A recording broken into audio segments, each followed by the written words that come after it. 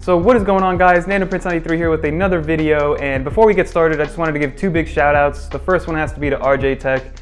He put us all together. I'm going to leave a video in the link below and on the iCard. He brought a bunch of smaller YouTubers in the tech community together to put a little collab video for our favorite tech of 2020. So I'm going to link it below. You guys should definitely check it out. It's about 10 of us or a little less, and we just kind of explained to you guys what our favorite tech of 2020 has been so far, or just favorite tech of all time as well. So highly recommend checking out his channel and that video, so link will be down there.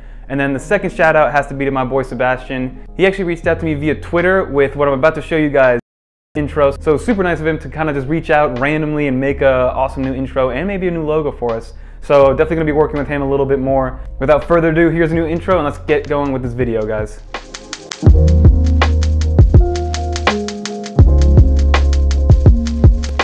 So leave a thumbs up for that intro if you guys really liked it, because I think it's awesome. But let's hop right into it, right? So if you guys have been following me since this channel has been started, you know that I'm very iPad Pro centric, right? Everything I do is on the iPad. Most of my videos are based around how the iPad can be your computer replacement or can get everything done for you, be your productivity, your media consumption, your for fun machine, and all the above for what it is as a tablet. And I do get a lot of questions because the iPad Pro is on the more expensive side of Apple's iPad's offering, especially when they released the new 10.2 iPad 7th generation, which released a couple months ago now at this point. But people always ask me like, hey, is it worth it for me to go all the way to spend a minimum of $800 to get an iPad Pro 11-inch? And then they explain to me, what they do on a daily basis, and then I end up saying like, honestly, like not really. So that's what we're doing today, guys. We are comparing this iPad Pro 12.9-inch to this iPad 10.2-inch 7th generation. And this is the 2018 model, just so you guys know, but this review will be very similar even if it was a 2020 model. So just to get some of the logistics out of the way and some of the stuff that most people don't really care about, because again, this is for the people that are everyday users. They aren't on this crazy tech community that want the best of the best when it comes to tech. So the only specs that I'm really going to read off to you guys for each of these is, so in terms of purely specifications, the only differences that you really kind of need to worry about is the chipset. So this one's running the A13X Bionic chip versus the A10 Fusion chip, which is, I believe, the same chipset that was in the iPhone 8s or the iPhone 7s. Leave a comment below if you guys want to confirm what I just said, please. But those are the chipsets, so keep that in mind if you want. And then the only other real difference is just your storage options, right? This one only comes in two different storage options, the iPad 10.2, and now the new 2020 iPad Pro comes in, I think, 4 different storage options, which I believe it goes from 128 gigs all the way to 1 terabyte versus this one, 32 gigs to only 128 gigabytes. So if you're working with a ton of files, then already cancel this one out. If you store a ton of video and raw footage and things like that, then this iPad won't be for you because you'll fill this up in a second, right? But again, this is for the everyday person that is just going to use it for normal tasks, throughout the day, whether it is work related, productivity related, or more for fun related, right? Media consumption, internet browsing, things like that. So overall, right, if you pick these two up, and it's we'll call this the average person, right? If you pick both of these up, then from a usability standpoint, they are the exact same thing.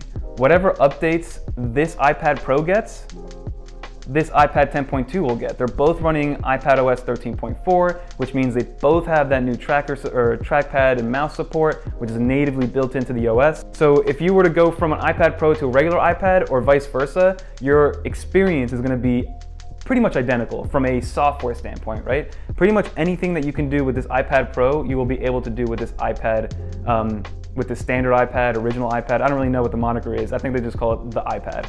So now I'm going to break down these use cases, right? So for instance, the iPad Pro, obviously this is my iPad. The iPad 10.2 is actually my wife's iPad that I bought probably a week or two after it was released last year. And I got it for her because all she had was her iPhone and then a 2011 MacBook Air, the 11-inch. And I told her I would get her a MacBook. She didn't want it, so I got her this iPad instead, and she's been using this nonstop. And her main uses for this thing are, she does a lot of emailing for work, which is this thing can handle very, very easily, whether you use the native mail app or any other third-party application to use your mail. She uses it to play games. She uses it for media consumption, music playing, listening to her podcast, browsing the web. So pretty normal everyday tasks, right? Just basically, she uses it as a communication and a leisure device, which is awesome, right? But what I did was over the last couple days is I tested it from a productivity standpoint, which basically meaning, can I video edit on this thing, right? Can I import a video file from my iPhone onto this iPad 10.2 at 60 frames per second, 1080p, and handle it like it would on the iPad Pro. And honestly guys, I put a couple 30-second clips together, put it into LumaFusion, and exported it in less than 30 seconds. iPad Pro exported in roughly the same amount of time. I think it beat it by about 3 seconds. Again, small sample size, but just so you guys know, like LumaFusion works on this thing and it works well. Again, there's no rendering issues. It updates everything in real time as you're editing it throughout the timeline. So from a LumaFusion video editing standpoint, this computer can actually handle it. This iPad, which at this point is a computer, can handle it. So again, the overall software experience, even though this is the A13 Bionic, right? Apple's latest and greatest.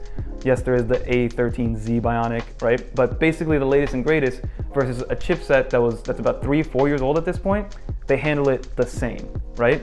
The only issues you're gonna come into is, again, the storage. When it comes down to storage, you're put into a corner here when it comes to only having 32 or 128 gig options. You know, just to run through a couple more of the differences, guys, obviously you have a bunch more variations of the iPad Pro versus the 10.2. For the 10.2, you have 3 color options, which is the gold, the silver, and the space gray.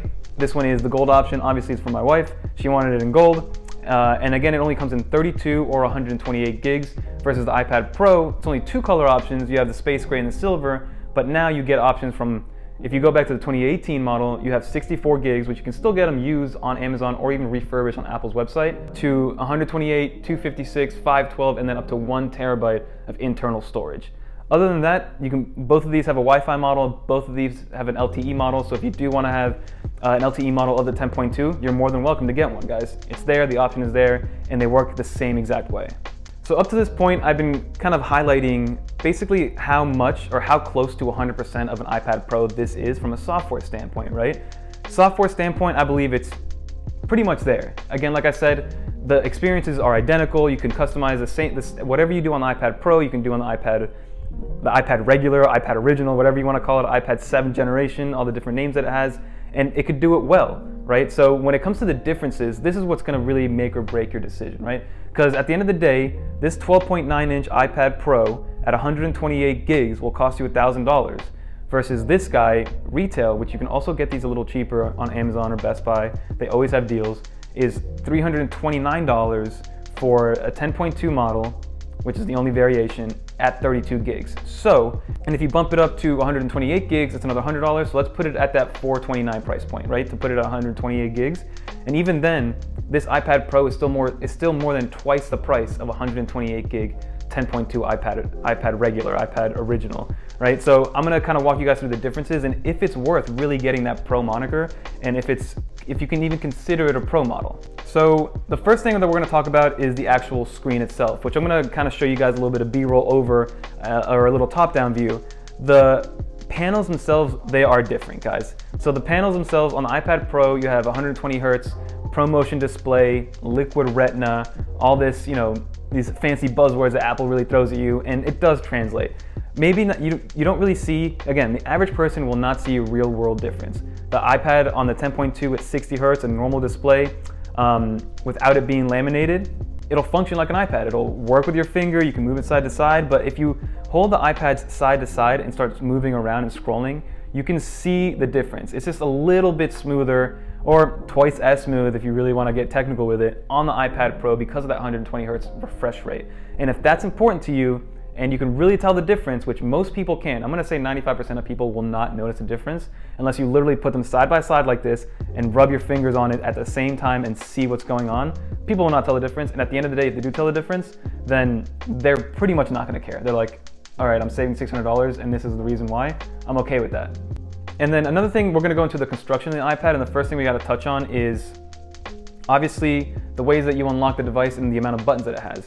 With the iPad 10.2, 7th generation, you still have the classic Touch ID, right? Which a lot of people liked. A lot of people got really upset when the iPhone 10 came out and Face ID started to take over the norm because they're so used to having at least one tactile button on there that they can rely on to go home, to unlock the phone, to press if the screen is frozen to take you out of there. So people like the fact that there was at least one physical button on the front of the device. Myself, you know, I'm always wanting more screen real estate, so I would like the Face ID change. I was a little skeptical when it first came out, but it works fine and I love it. Those are the different buttons. That's literally the only difference. You have the uniform bezel on the new iPad Pro 2020 and the 2018, you have a full display that goes edge to edge, and you have Face ID to unlock, versus the iPad 10.2 has a pretty outdated design. This has been what it's looked like since it pretty much came out back in 2010 or 2011, whenever it was, like the first generation iPad. It looks a little outdated. It has Touch ID versus Face ID, but that's pretty much the only difference. They're both very thin, they're both built extremely well. This one actually has a headphone jack, this one does not, so keep that in mind if that's important to you guys. But other than that, they're both thin, they're both built really, really well, like I said. They're both made out of aluminum and glass, and they're both a pleasure to hold in the hand. So I really, really like that about the iPads. But again, if you want something that looks a little more modern, iPad Pro is the way to go. But I'm gonna keep saying this to you guys with the differences. From a functionality standpoint, these differences do not matter. This is just aesthetic differences and preference differences, right? So now I'm gonna talk about the two differences that I think are what sway most people into going to the iPad Pro, right? So for the iPad 10.2, the peripherals that you get are a generation older, right? So my first taste of accessories for the iPad Pro was when the original iPad Pro released in 2015. I got it as a hand-me-down a couple years later, and my dad had the Apple Smart Keyboard that it came with and the Apple Pencil. So this iPad adopted the same thing. So this iPad has the 3-dot smart connectors, like I said, and it has this origami style folding keyboard situation, which I've never really been a fan of. It only has one viewing angle, right? It very easily kind of just comes off, versus the other iPad is a lot more sturdy. But you have to really kind of line it up correctly, get the right snap, do this little triangle, and it has that one viewing angle, right? If you're sitting at a desk, it's fine, but if you're lapping it, or if you, for some reason, the desk is a little lower and you need a different viewing angle, then you're kind of out of luck at that point, right? You only have the one viewing angle, and then to undo it, you gotta like unfold it, fold it over itself, fold it on top of the screen, and then the whole back is exposed, which I hate. I hate that the back is exposed. Like on my older iPad Pro first gen, I put a dbrand skin on the back because I didn't want the back to be fully exposed, right? And then one of the other things that I absolutely hate is this guy. So this is the Apple Pencil 1. From a functionality standpoint, it's fine, right? It works as advertised. The pencil functionality is fine, or very accurate, and it works fine. But I don't know, like, Apple's a $1 trillion company, and this is the best thing that they could come up with in product design to charge this freaking Apple Pencil. Are you kidding me? Like, at least put like an adapter in the box so I can charge it with another lightning cable or something like that. But this is ridiculous, guys. Like, this thing is just sticking out. It could easily break. If I just hit it, I feel like it could snap off the lightning cable. And I don't like who decided to make this Apple Pencil charge that way. And then because that charging mechanism is so weird, there's no place for you to put this Apple Pencil, so it's very easy to not only lose this guy, but then also lose the cap that covers this little charger. So I think I've bought like 20 of these caps off of Amazon, like those 5-packs that cost like $2.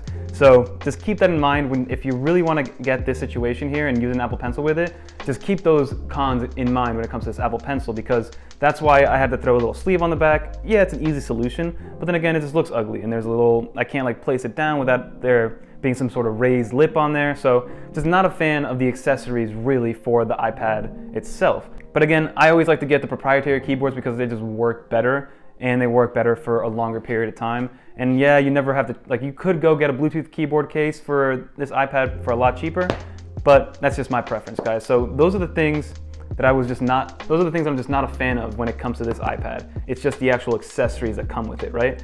Versus the iPad Pro, it's as if they went right back to the drawing board and really figured out what they were doing here, right? You got the Apple Pencil, which also feels different. The texture is a little grippier, it's not as glossy. You have the magnetic charging, so you never really lose it, and it's always charged, and you can shake it a lot and it won't come off.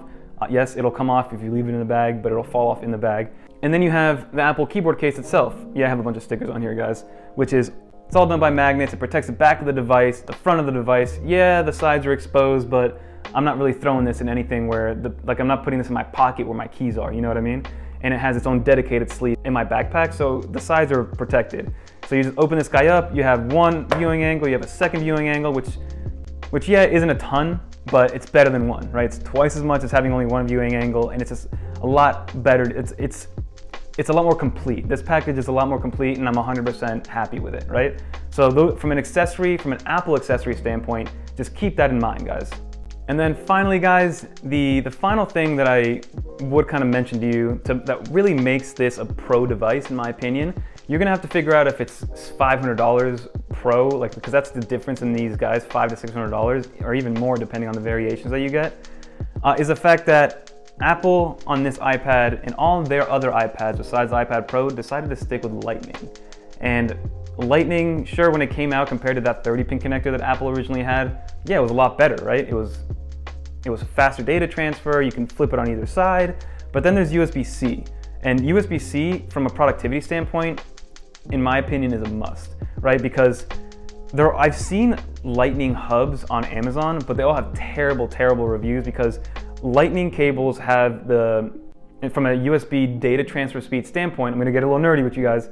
From a USB data transfer speed, it's on the USB 2.0 data transfer, which means it's valid up to 480 megabytes per second, and usually you get about 10% of that, right? 480 megabytes per second is like upper echelon if you're pushing it to its absolute heartmost, or to its absolute ability from data transfer speeds, but usually you get about 10% of that, versus USB-C adopts a 3.0 moniker, which means you get up to 5 gigabytes per second, which again, if you do get 10% of that, it's about 500 gigs a second, or 500 megabytes a second, which is a huge difference when it comes to data transferring. And if you are working with a bunch of dongles where you're transferring data from hard drives and memory cards and things like that, then USB-C is going to just transfer a lot faster, especially if you're working with those 4K video files and things like that. So my opinion on the ports, and then also before I forget, this does have a headphone jack, like I told you guys, this does not. So if that's important to you, this is your option right here. So in my opinion, that's what makes the iPad Pro an iPad Pro. The fact that you can plug in one USB-C hub and all of a sudden have 2 USB-A ports, another USB-C, an HDMI, an Ethernet, a VGA, a DisplayPort. You can have up to, like, I've seen hubs with 13 different I/O variations, versus this one, if you do get dongles for this iPad, I would only recommend going to Apple, getting the proprietary ones, but at that point, then you're getting one Lightning to HDMI, then another dongle for one for USB, then another dongle for wired internet. So you would need a separate dongle for each situation, versus this one, you can get one dongle, and a lot of third-party ones are pretty reliable, so you have a lot of options, versus this one, you have to go to Apple, in my opinion. Like I said, you could try out a bunch of Amazon ones that I've seen, but I've tested like 1 or 2 out in my past, in every single review, I've not seen one that has like above a 3.5 stars, which is not a good sign. Versus the USB-C hubs, they have a ton, and this has been my computer for the last 9 months. I sit at my desk, I plug in one cable that's connected to my USB-C Initech 9-in-1 USB-C hub, and then that connects to another USB-C for power, and then that connects to an HDMI to put video output to my external monitor. So in my opinion, that's what makes this iPad Pro Pro. Now the decision that you guys have to make is that what you need? In my opinion, for my exact workflow, since I do use only Apple hardware, like I use my iPhone to record this footage, iPhone to record all my B-roll, so I could technically just airdrop it directly from my iPhone to this iPad and then be working on this iPad alone. But if you're working with camera gear, if you're working with memory cards, with external storage, and you need multiple things plugged in at once, then the iPad Pro you're gonna have to go with. If you're okay with doing one plug-in per situation, so for instance, if you're using a camera, you get your Lightning to SD card adapter, import it all, and then you want to work on it on a monitor, then you gotta unplug that, get another dongle, Lightning to HDMI or Lightning to VGA, whatever the case may be. So if you're okay with that situation and that's worth skipping out or spending a lot more, like I said, 2 or 3 times the price of this iPad, then yes, I recommend this iPad. This iPad is gonna work for 95% of anybody that wants an iPad. It's just that extra 5% that want A, the convenience of USB-C, and B, just really want the biggest, baddest thing that Apple has from a tablet perspective, from an iPad perspective. So what do I choose? I'm very biased. I love my iPad Pro. This is my only computing device, but for a lot of people, this could be your only computing device as well. Like if somebody just says like, hey, I need an email machine, a word processing machine, something to browse the internet, something to watch an occasional YouTube video, I'm gonna steer them towards this guy. I'll recommend getting the 128 gig always. This one is a 32 gig, which is my one regret. For some reason, I thought it was 64 when I bought it, but I would recommend getting the 128 gig, and they're set, and this thing will last for 4 or 5 years. It'll get updates for 4 to 5 years, and like I said, it's running iPadOS 13.4, so trackpad support, mouse support, the peripherals, although we always had Bluetooth keyboard connectivity support, but that is another reason why this also turns it into like a mini computer. So at the end of the day, do your research, find out what you need. If you need that extra little piece of oomph, which even at my point, I don't think is needed with LumaFusion if that's what your workflow looks like. But if you need PC, if you need really loud speakers, even though these speakers they're good, they're fine, If you want, like I said, the good implementation of the Apple Pencil and the Apple keyboard, then go with the iPad Pro, spend that money. This will also last you 4 to 5 years. It just depends on what you guys need. My opinion, I like the iPad Pro. I would go with the iPad Pro 10 out of 10 times, but that's, at the end of the day, I'm probably telling myself that, but I probably don't even need all the power of the iPad Pro. So that's my 2 cents, guys. Hopefully you guys enjoyed it. I know it's gonna be a long one, but I really wanted to bring this to you guys because a lot of people ask me, which iPad should I get? Like, should I get an iPad Air, or should I get a MacBook Air, or should I get an iPad Pro? Should I get an iPad Pro, or am I okay with just the regular iPad? What do I do? So this is kind of lays everything out for you, gives you the pros and cons of everything. Basically, it comes down to, do you need USB-C? That's my opinion. So that's gonna do it for this video. Definitely check out RJ's channel in the description below, and I'll put it up here on the iCard as well. And thanks so much for everything, guys. We've been killing it. We're gonna get to 10K here, 10K subs here soon, and can't wait for that to happen. So don't forget to like, comment, subscribe. Until next time, peace.